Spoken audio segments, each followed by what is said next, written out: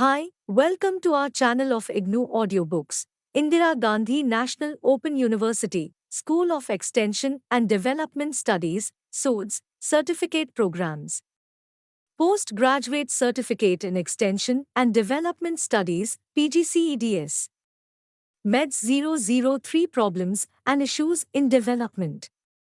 Block-1 Basics Issues in Development. Unit-1 Population. 1 Introduction.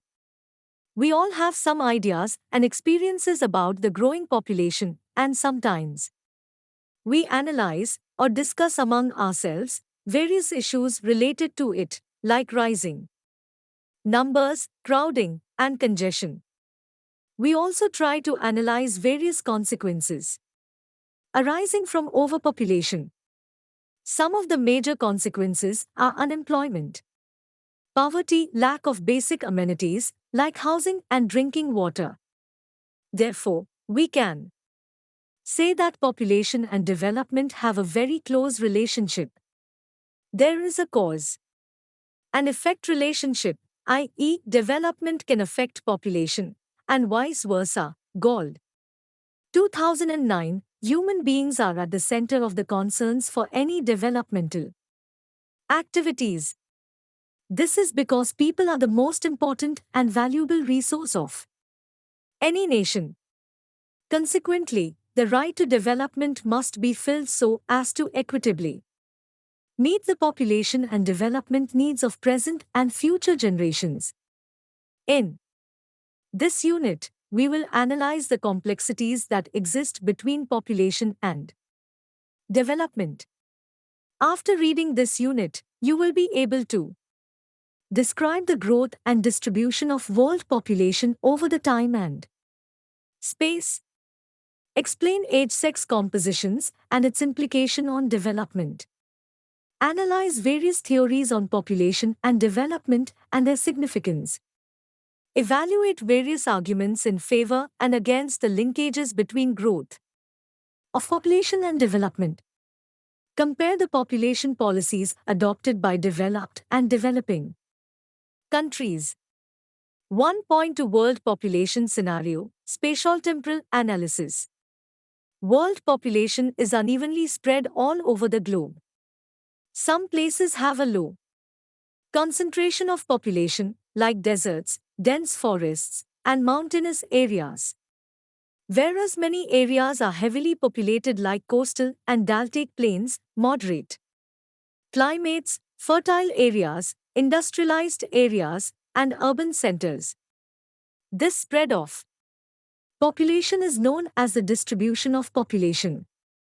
If we look at the factors responsible for the distribution of population, then all the factors may be broadly grouped under two categories: I. Geographical factors, latitude, altitude, relief, climate, mineral and energy resources, and 2. Socioeconomic factors, like industrialization, urbanization, type of economy, political scenario, and public policies. Density is one way of expressing distribution. Density of population is expressed as the number of persons per sq kilometer. This is popularly known as arithmetic density. 1.2. 1. Distribution and density of population. Population distribution can be analyzed by different criteria. In terms of continents, Asia has the largest share of population, about 60%, followed by Africa, Latin America, and Europe. According to the Population Reference Bureau, World Population Data Sheet, even by 2050, Asia will still have the largest share of population, but it would decline from about 60% to 57%. But the major increase of population would take place in Africa, i.e., 12.7% to 22.4%, and a major decline in population would take place in Europe, i.e., 7.2% to 4.1%, figure 1.1. As the world's population has risen from 2.5 billion in 1950 to 6.7 billion in 2008. The proportion of those living in the developing countries of Africa, Asia, and Latin America, and the Caribbean has expanded from 68% to more than 80%. India and China, with a billion plus each in 2008, make up about 37% of the total. Projections for 2050 show this shift to developing countries continuing. The share of those living in the more developed countries is projected to drop from about 18% in 2008 to less than 14% in 2050. 1 point to point to growth of population. The growth of a place is determined by fertility, mortality, and migration. Population growth may be expressed in various ways. Natural growth is the simplest expression, which is the difference between birth rate and death rate, whereas actual growth takes migration into consideration. As of 3rd May 1, 2009, the Earth's population is estimated by the United States Census Bureau to be 6,792,467,727. The world's population has been growing continuously since the end of the Black Death around 1400. There were also short-term falls at other times due to plague, for example in the mid-17th century. The fastest rates of world population growth, above 1.8%, were seen briefly during the 1950s and then for a longer period during the 1960s and 1970s. According to population projections, world population will continue to grow until around 2050. The 2008 rate of growth has almost halved since its peak of 2.2% per year, which was reached in 1963. World births have leveled off at about 137 million per year, since their peak at 163 million in the late 1990s and are expected to remain constant. However, deaths are only around 56 million per year and are expected to increase to 90 million by the year 2050. Since births outnumber deaths, the world's population is expected to reach about 9 billion by the year 2040. The alarming fact is that we have been adding 1 billion populations in 12 years interval.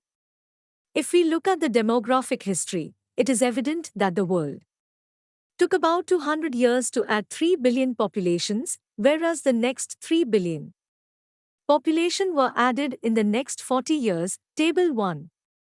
Table 1. World growth of population. Look at the screen. If we look at growth patterns in terms developed and developing countries, till 1950, the growth rate in the developed world was high in comparison with developing countries. This was due to the decline in mortality and the widening gap between birth rate and death rate. The decline in mortality was due to various factors like increase in literacy, advancement in medical sciences and health facilities, etc. But in developing countries, the growth rate was low because both birth rates and death rates were very high, and that helps in reducing growth rate. After 1950, the growth rate in the developed world was very low in comparison with developing countries. This was because of the remarkable decline in birth rates and death rates in developed countries, whereas in the developing world, particularly in the countries with a larger population base, like China and India, there was a sharp decline in the death rate. But the birth rate remained high. Overall, worldwide, the population growth rate has witnessed a downward trend during the last 30 to 40 years. If we look at the trends amongst various continents, it has been observed that Africa continues to display the highest growth rate of population of 2.8%, 1990. 95, Europe displayed a growth rate of only 0.2%, which is the lowest amongst the continents. The world average is much higher, 1.4%, than the continental average. If we look at other continents in terms of descending order, then Africa is followed by South America, 1.7%, Asia, 1.6%, Oceania, 1.5%, North and Central America, 1.4%, and Europe, in contrast to Africa, attained a zero population growth rate during 2005, where many European countries were likely to record a negative growth rate in their population. Both Asia and South America, too, were likely to record a significant decline in their growth rates. Most of the countries in this continent would be able to attain an average annual growth rate of about 1.4, which is considerably below the replacement level of 2.1% that will help in the population stabilization process in the near future. China, India, Brazil, Mexico, etc. were going to be the major contributors in the world's population stabilization process in the near future. 1.3 Migration and Development. Migration is the movement of people which involves a change in the place of normal residence of people from one settlement to another. Migrations occur due to push and pull factors. Push factors are those that compel humans to leave a place of origin, whereas push factors are those that attract humans towards a particular place. Some of the major push factors are war, political unrest, poverty, natural calamity, lack of opportunity, etc., whereas some of the major pull factors are more opportunity, glamour, fertile land and soil, good means of transport and communication, high levels of urbanization, industrialization, etc. There are two types of migration, i.e., internal migration and international migration. 1.3.1 Internal migration. The process of urbanization is intrinsic to economic and social development and, in consequence, both developed and developing countries are in the process of shifting from predominantly rural to predominantly urban societies. The proportion of the world's population living in urban areas grew from 29% in 1950 to about 50% in 2009 and is projected to reach 60% by 2020. Migration to cities is contributing to the marked increase of urbanization in the developing world. Today, 8 out of 10 of the world's megacities are in developing countries. Rural migration in India. In developing countries like India, rural-to-rural migrations also constitute a significant number of people. In short distance, rural-to-rural migration, most females migrate due to marriage. But in long-distance migration, people migrate from economically backward areas of Bihar and eastern Uttar Pradesh to economically progressive states like Punjab and Haryana to work as agricultural and allied field workers.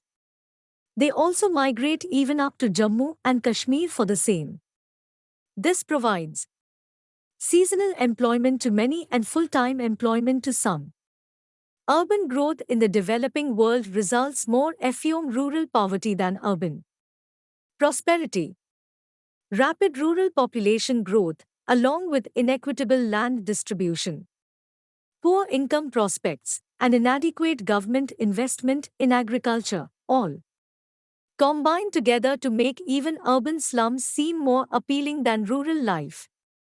Due to unemployment rates in developing countries, the search for jobs is a major incentive for migration. Unfortunately, migrants arriving in many cities of developing countries find large areas of shanty towns and slums characterized by high unemployment, pollution, disease, social disorder, political unrest, and, in many cases, violence. At least a third of Mumbai lives in slums, and Mexico City is surrounded by shanties and garbage dumps. Cities in most developing nations are similarly circled by squatter settlements that lack space, safe water, sanitation, waste collection, lighting, adequate housing, and other essentials for decent living.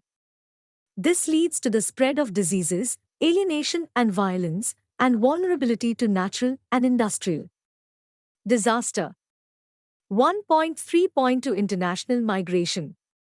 International economic, political, and cultural interrelations play an important role in determining the flow of people between countries. In its diverse types, international migration is linked to such interrelations. International migration both affects and is affected by the development process. There are broadly two major patterns of international migration: South-South migration and North-South migration. Let us analyze them one by one. 1. South-South migration. This migration is basically between the countries that are emerging as newly industrializing countries and countries at the periphery that seem to be performing less well. A key feature of this migration is that it is circular rather than permanent. Within this pattern of migration, labor migration from poorer countries of the South to richer countries of the South is very prominent, and that reflects the current global international order associated with globalization. Gold, 2009.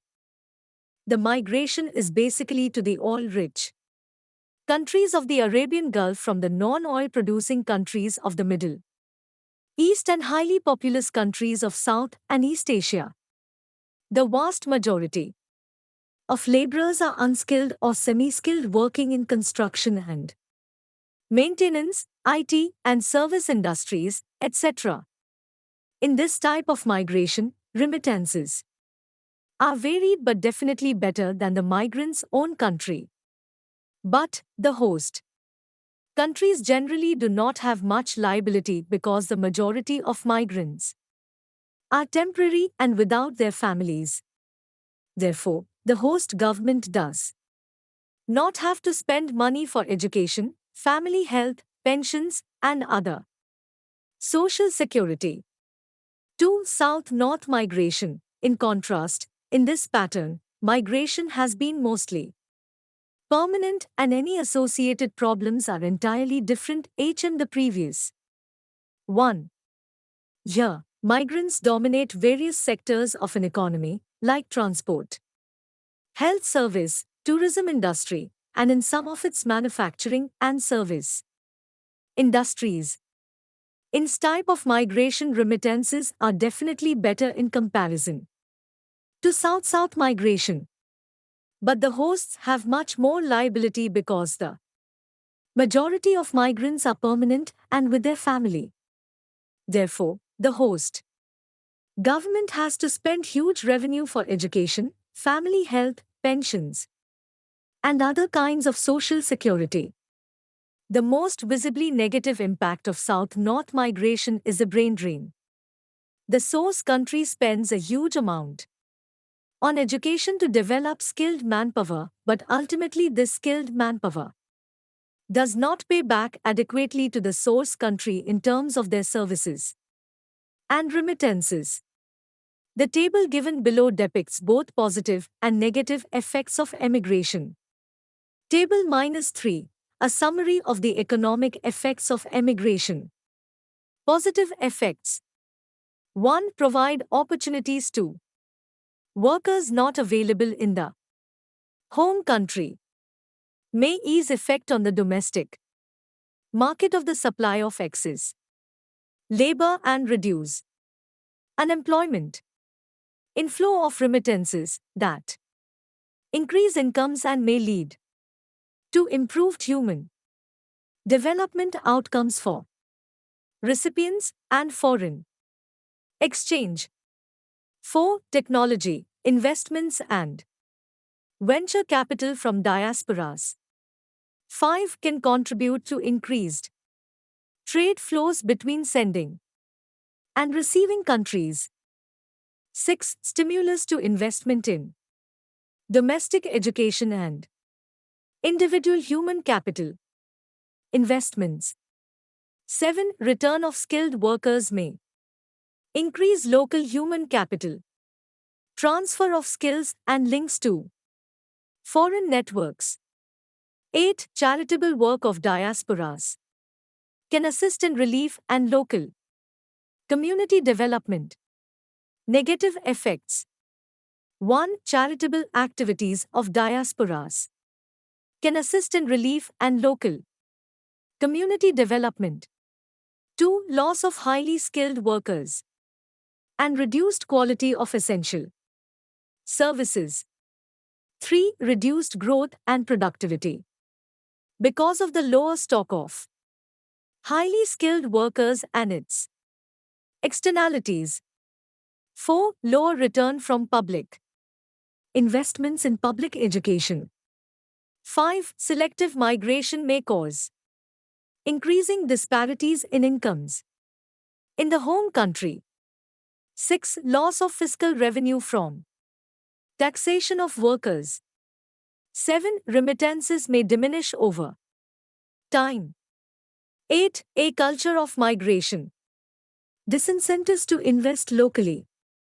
1.4 Age sex compositions and its implications on development.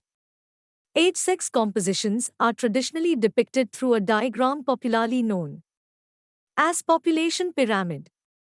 A population pyramid, also called an age sex pyramid, is a graphical illustration that shows the distribution of various age groups in a population, typically that of a country or region of the world, which normally forms a pyramid.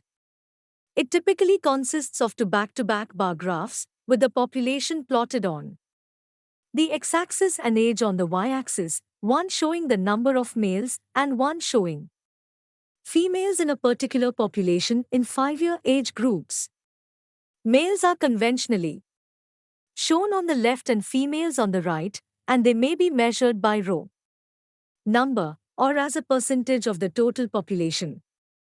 The age-sex structure reflects the demographic and socio-economic history of a population over a period of time, and even their prospects for the future. It is the result of various factors such as fertility, mortality, and migration. 4 main types of age-sex pyramids have been identified: I. Progressive, 2. Regressive, 3. Stationary, and 4. Intermediate. A progressive age structure is one in which both birth and death rates are high. Children account for only 45 to 55% of the total population and are aged for only 5–10%. Such a structure is common in developing countries, where social, cultural, and perhaps religious and economic conditions lead to high fertility, and poor living conditions, bad diets, and little medical aid lead to high levels of mortality. B. A regressive age structure is one in which birth and death rates are low and declining. Children account for about 30% of the total population, and the aged for above 15%. This pattern is common in developed countries, especially those in Western Europe, where high living standards, education, and social awareness are accompanied by good food and medicine. C. A stationary age structure is one in which birth and death rates are both low, and children account for about 35 to 40% of the total population and are aged for about 10%. This pattern may remain the same for many years. D. An intermediate age structure may vary in character and is most common in countries that are passing through stages of development. Such countries may once have had progressive structures and may, in future, have regressive structures. Table 4. Estimation of age composition and dependency ratio in 2005 and 2050. Look at the screen. Patterns. The population of the world as a whole is aging, 5.6% in 1975 to 7.4% in 2005, both in more developed countries and less developed countries. The proportion of population below 15 years of age for the world as a whole has declined. From 36.9% in 1975 to 28.2% in 2005. The proportion of the population in the age group of 15 to 64 has increased from 57.5% in 1975 to 64.5% in 2005. As far as various continents are concerned, Africa still continues to show age structure associated with high fertility and declining mortality. The proportion of population below 15 years age in Africa has not recorded much change, 44.8% in 1975 to 41.5% in 2005. The proportion of population above 65 years age has also not improved during this period, i.e., 3.1% in 1975 to 3.4% in 2005. The continent of Europe is far ahead of all other continents in terms of proportion of young population in the below 15 years of age group, which is less than 16% in 2005, and highest proportion in the age group of above 65 years, i.e., 15.9%. Between these two contrasting continents, Africa and Europe, lie the rest of the continents. It implies that the people of European origin, wherever they may be settled at present, are aging at a faster rate, while the people of African origin are aging at snail's pace. In case of people of Asian origin, the process of aging has picked up during the recent decade. Table 2004. Age structure and dependency burden. Dependency ratio is an age-population ratio of those typically not in the labor force, the dependent part, and those typically in the labor force, the productive part. The dependent part usually includes those under the age of 15 and over the age of 64. The productive part makes up the population in between ages 15 to 64. It is normally expressed as a percentage. This gives dependency ratio is equal to no of children 0 to 14 plus no of old persons 65 plus upon no of adults 15 to 65 in not 100. This ratio is important because as it increases, there may be an increased cost on the productive part of the population to maintain the upbringing and pensions of the economically dependent. There are direct impacts on financial elements like social. The total dependency ratio can be partitioned into the child dependency ratio and the aged dependency ratio. Child dependency ratio is equal to number of children 0 to 14 upon numbers of adults 15 to 64 into 100. Aged dependency ratio is equal to number of aged 65 plus upon number of adults 15-19-64 into 100. Age structure directly affects the economy. If we look at world population, too, distinct trends are observed in the developing and developed worlds. In the developing world, a large chunk of the total population is below 15 years of age, about 40%, whereas it is about 20% in the developed world. But, within the developed and developing worlds, there are a lot of variations among countries. Some of the developing countries in Africa and Asia, like Nigeria, Ethiopia, Iran, and Pakistan, have more than 40% population below 15 years of age. What are the implications of such a huge population on socio-economic conditions of the country? Thus, the workforce in developing countries must support almost twice as Many children as in developed countries. In developed countries, on an average, the proportion of workforce is about 65% that support less than 20% youth dependence. Therefore, in these countries problems relate to low population growth and old age dependency, which represent about 15% of their population.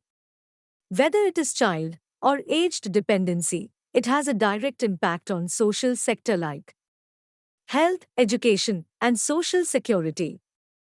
In the case of aged dependency, a country has to spend on geriatric care facilities and facilities for non-communicable diseases. In developed countries, they spent a large amount on old age pension. In developing countries, the emphasis is on school education, addressing malnutrition and communicable diseases, etc. 1.5 Theories of population and its linkages with development. In this section, we will discuss two important theories models that explain the linkages between population and development. These theories models are Malthusian theory and demographic transition model. Malthusian theory is an example of population affecting development, whereas the demographic transition model is an example of how development affects population. Let us discuss them one by one. 1.5.1 Malthusian theory.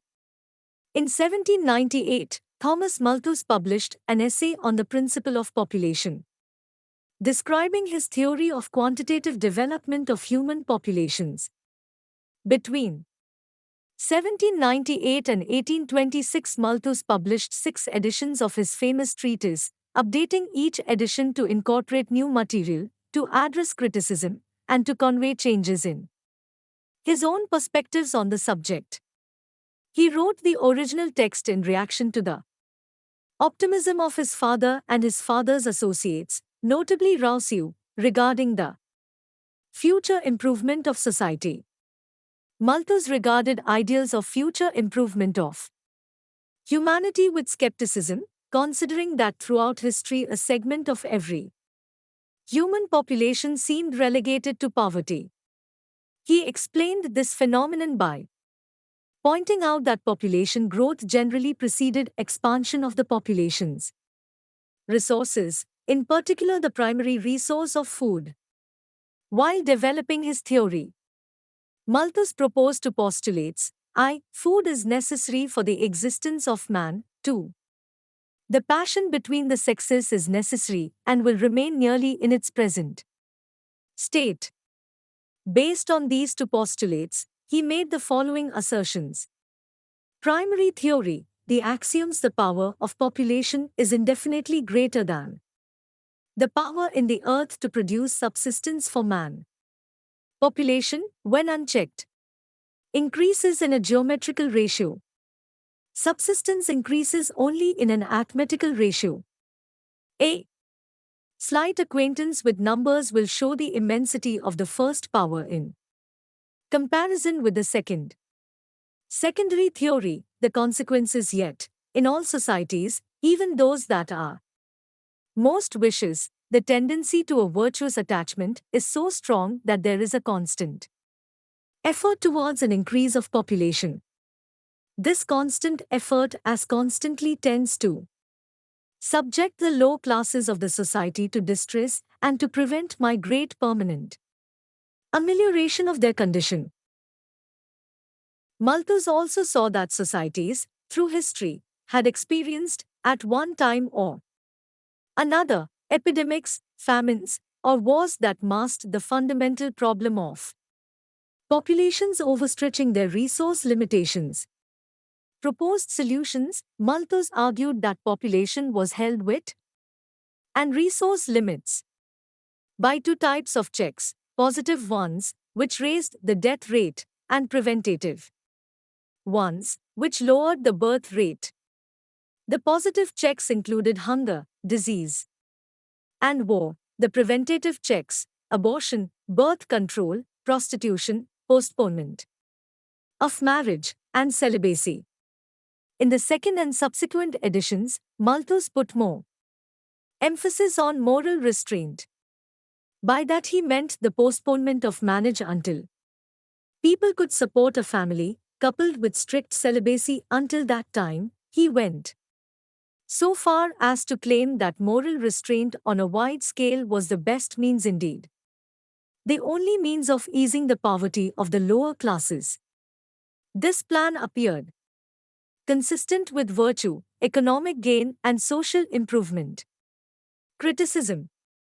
Malthus' basic premise on passion between sexes has been questioned on the plea that the desire to have children cannot be mixed with passion and desire for sex. The desire for sex is a biological instinct, whereas the desire to have children is a social instinct.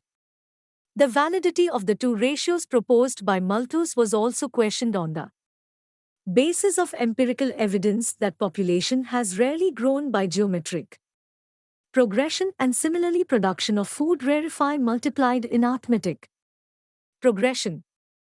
The time span of 25 years assumed by Malthus for doubling of population also does not seem to be anywhere near reality, because it varies from country to country depending upon demographic situation of that particular country. For example, it took Mexico only 20 years to double the population, whereas USA, which is the adjoining country, took 120 years for the same. Malthus also seems to be swayed by the supremacy of positive checks like delayed marriage, moral restraints, and controlled frequency of sex after marriage.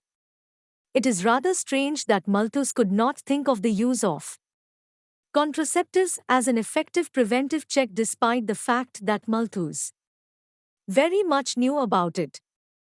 Malthus has been severely criticized for ignoring the role of changing technology and changes in the socio-economic setup of a society. 1.5 Reactions to Malthusian ideas. Neo-Malthusian arguments. A neo-Malthusian is somebody who sides with Malthus' beliefs. The neo-Malthusian theorists may be presented as a splinter group.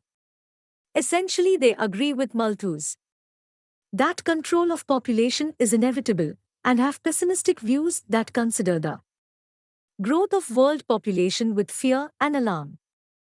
However, they disagree with Malthus that factors like war and famine are the key to population control, and reject such simplistic notions. Instead, they promote a number of ideals, for example, Planned Parenthood as a method of population control. Marxism. Other opposition to Malthus' ideas came in the middle of the 19th century, with the writings of Karl Marx, Capital, 1867, and Friedrich Engels, Outlines of a Critique of Political Economy, 1844. Engels and Marx argued that what Malthus saw as the problem of the pressure of population on the means of production actually represented the pressure of the means of production on population. They, thus, viewed it in terms of their concept of the reserve army of labor. Reserve army of labor is a concept in Karl Marx's Critique of Political Economy. It refers basically to the unemployed in capitalist society. The use of the word army refers to the workers being conscripted and regimented in the workplace in a hierarchy, under the command or authority of the owners of capital. In other words, the seeming excess of population that Malthus attributed to the seemingly innate disposition of the poor to reproduce beyond their means actually emerged as a product of the very dynamics of capitalist economy. Engels called Malthus's hypothesis the crudest, most barbarous theory that ever existed, a system of despair which struck down all those beautiful phrases about love thy neighbor and world citizenship. 1.5.3 Demographic Transition Model. The Demographic Transition Model, DTM, is a model used to represent the process of explaining the transformation of countries from high birth rates and high death rates to low birth rates and low death rates as part of the economic development of a country from a pre-industrial economy to an industrialized economy.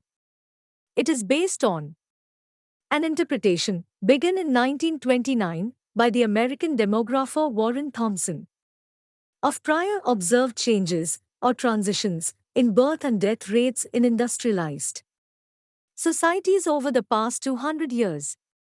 Most developed countries are beyond Stage 3 of the model. The majority of developing countries are in Stage 2 or Stage 3. The model was based on the changes seen in Europe, so these countries follow the DTM relatively well. Many developing countries have moved into Stage 3. Traditionally, transition involves 4 stages, but later on, a 5th stage, called deindustrialization, was added by various theorists to explain the economic transition from manufacturing-based industries into service and information-based industries. And Stage 1, pre-industrial society, death rates and birth rates are high and roughly in balance. And Stage 2, that of a developing country, the death rates drop rapidly due to improvements in food supply and sanitation, which increase lifespans and reduce disease. These changes usually come about due to improvements in farming techniques, access to technology, basic healthcare, and education. Without a corresponding fall in birth rates, this produces an imbalance, and the countries in this stage experience a large increase in population. In Stage 3, birth rates fall due to access to contraception, increases in wages, urbanization, a reduction in subsistence agriculture, an increase in the status and education of women, a reduction in the value of children's work, an increase in parental investment in the education of children, and other social changes. Population growth begins to level off. During Stage 4 there are both low birth rates and low death rates. Birth rates may drop to well below replacement level, as has happened in countries like Germany, Italy, and Japan, leading to a shrinking population, a threat to many industries that rely on population growth. As the large group born during Stage 2 ages, it creates an economic burden on the shrinking working population. Death rates may remain consistently low or increase slightly due to increases in lifestyle diseases due to low exercise levels and high obesity and an aging population in developed countries. The original DTM has just 4 stages. However, some theorists consider that a 5th stage is needed to represent countries that have undergone the economic transition HM manufacturing-based industries into service and information-based industries called deindustrialization. Countries such as the United Kingdom, the earliest nation universally recognized as reaching Stage 5, Germany, Italy, Spain, Portugal, Greece, and most notably, Japan, whose populations are now reproducing well below their replacement levels, are not producing enough children to replace their parents' generation. Critical evaluation. As with all models, this is an idealized picture of population change. It has to be remembered that the DTM is only a model and cannot necessarily predict the future. It does, however, give an indication of what the future birth and death rates may be for a country, together with the total population size. Therefore, there are limitations to it, as with any model. Most particularly, of course, the DTM makes no comment on change in population due to migration. Following are some of the major criticism about the model. Non-applicability to less developed countries. DTM has a questionable applicability to developing countries where information access is limited. 4. Example, the DTM has been validated primarily in Europe and North America, where demographic data exists over centuries, whereas high-quality demographic data for most developing countries did not become widely available until the mid-20th century. DTM does not account for recent phenomena such as AIDS.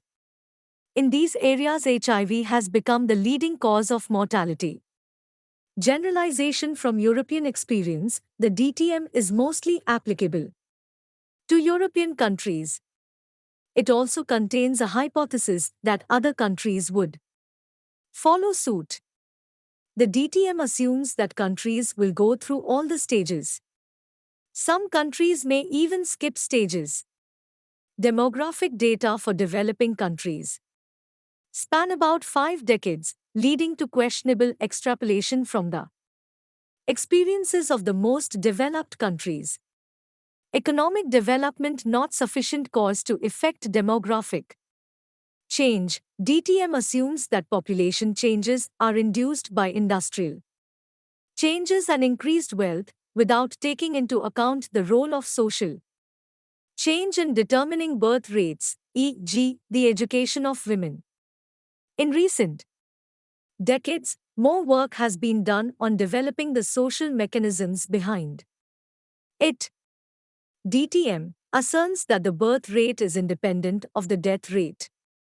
Nevertheless, demographers maintain that there is no historical evidence for society-wide fertility rates rising significantly after high mortality events. Notably, some historic populations have taken many years to replace lives, such as the Black Death. 1.6 Growth of population and development arguments in favor and against.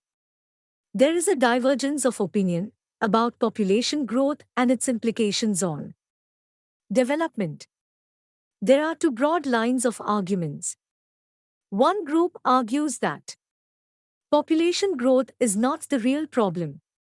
The other group argues that it is a real problem.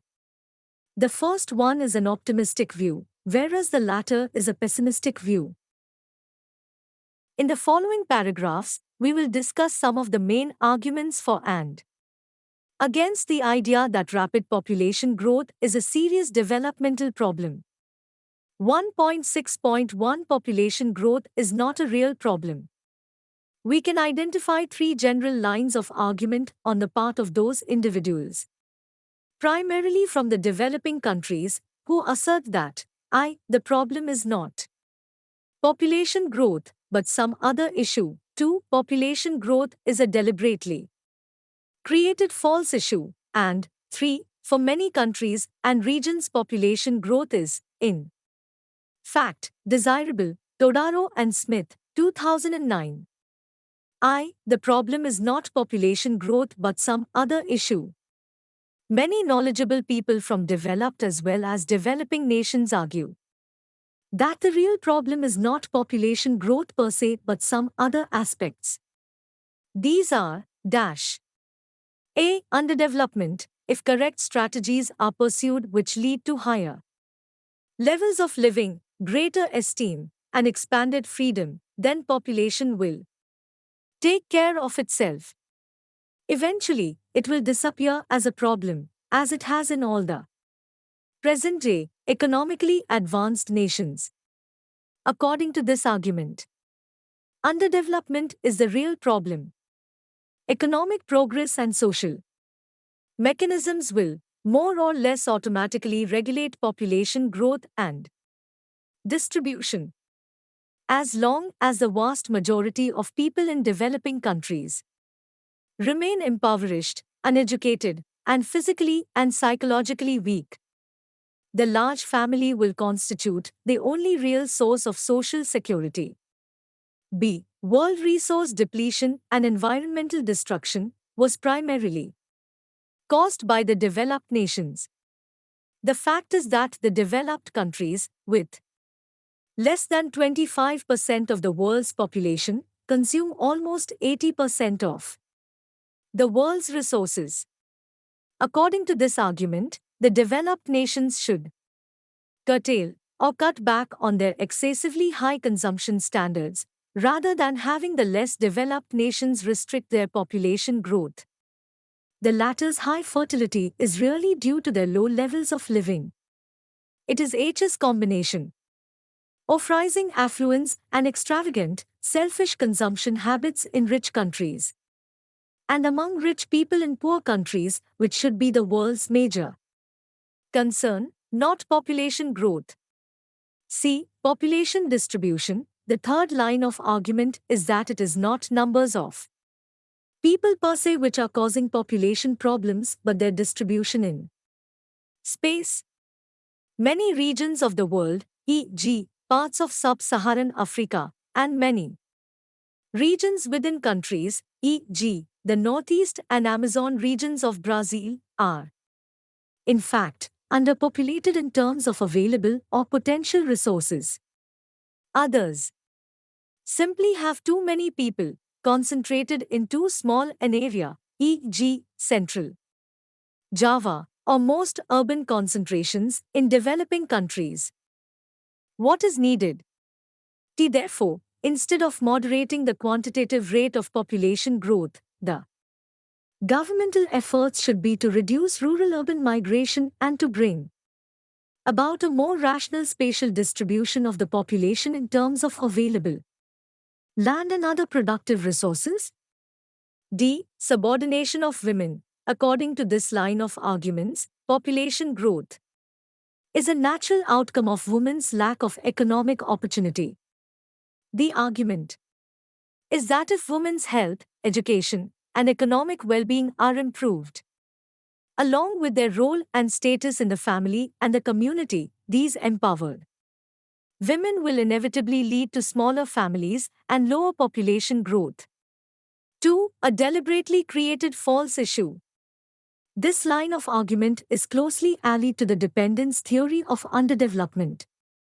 Basically, it is argued that the frenetic over-concern in the rich nations with the population growth of poor nations is in reality an attempt by the former to hold down the development of the latter, in order to maintain the status quo for their own self-interest.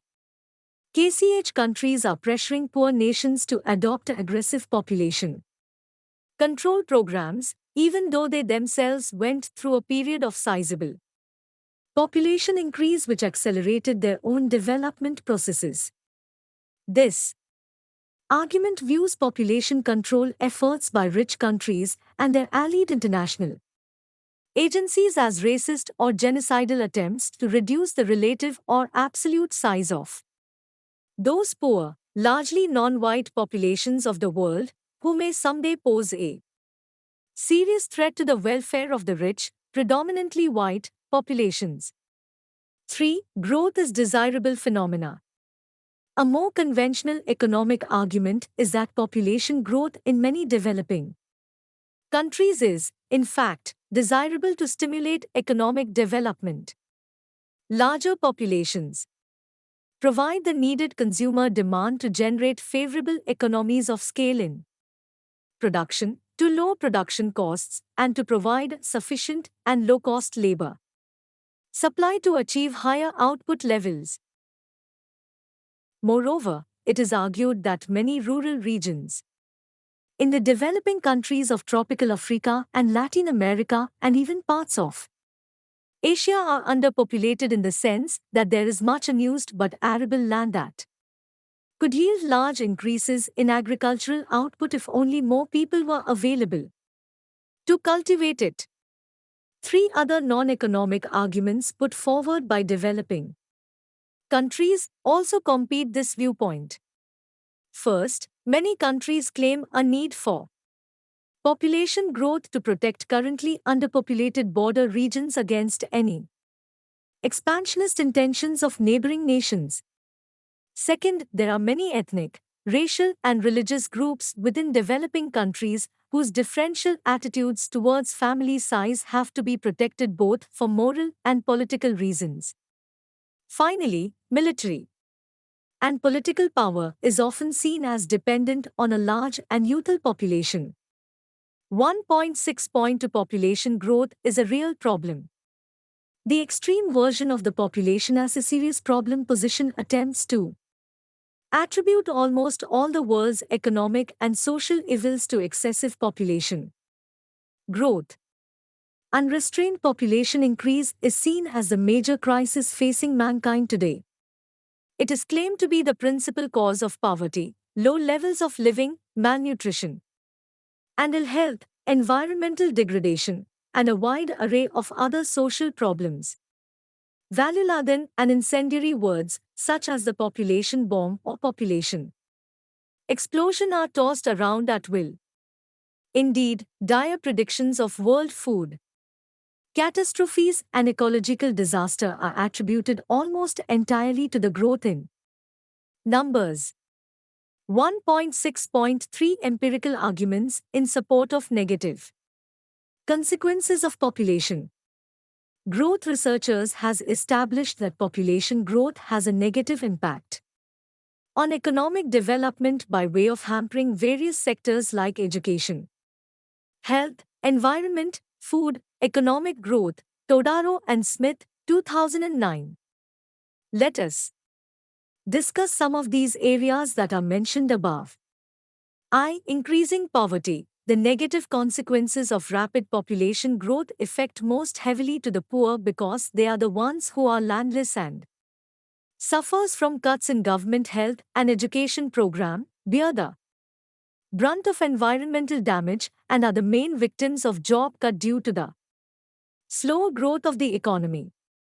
2. Retarding economic growth. Evidence shows that rapid population growth lowers per capita income growth in most of the developing countries, particularly countries that are already poor and mostly agrarian-based economy.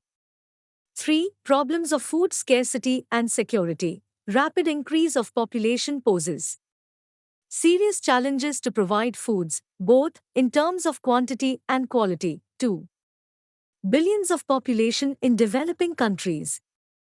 New technologies have to be invented because fertile lands have already been cultivated and levels of food production have reached a point of saturation.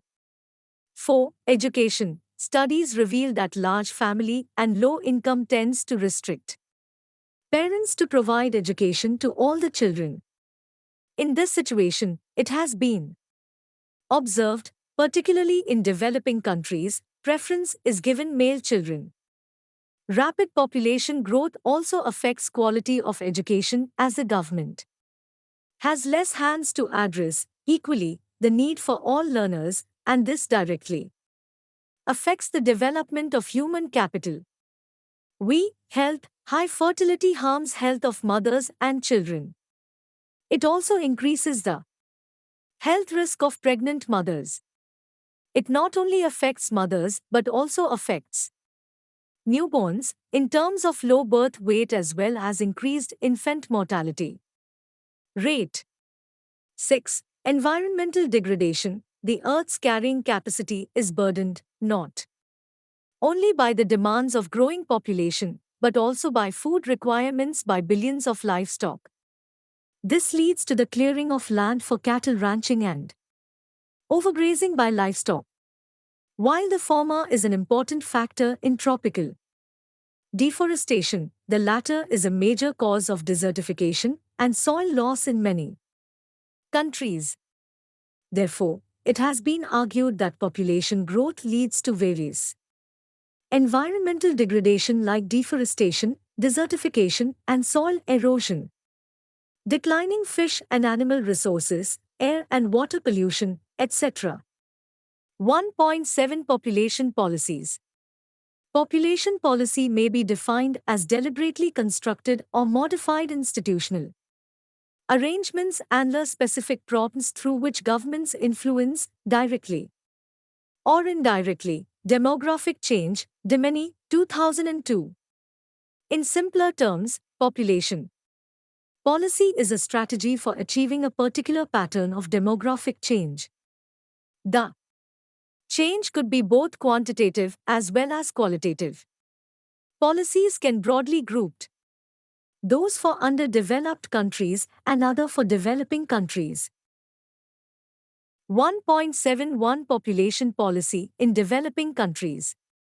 Since the 1950s, the population policy in the developing world has become essentially synonymous with family planning programs.